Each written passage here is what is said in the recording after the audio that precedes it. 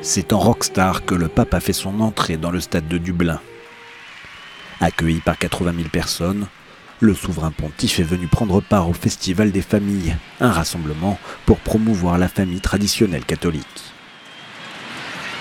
Mais ce n'est pourtant pas sur ce sujet que François est attendu en Irlande.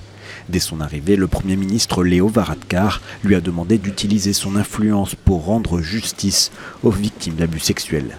Ces dernières décennies, on estime que 14 500 personnes ont été abusées par des religieux dans le pays.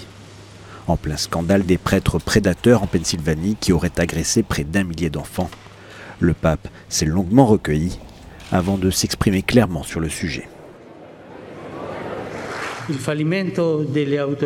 Les échecs des autorités ecclésiastiques, que ce soit évêques, prêtres ou d'autres personnes, à s'attaquer à ces crimes scandalisent et demeurent une source de douleur et de honte pour la communauté catholique. Je partage moi-même ces sentiments. Quelques heures après ce discours, le pape a rencontré comme promis des familles de victimes. Des gestes forts qui ne suffiront certainement pas à faire taire la rancœur envers l'Église catholique en Irlande. Dans le centre de Dublin, le cortège du souverain pontife a parfois été accueilli par des manifestants qui se sont jurés de ne pas oublier.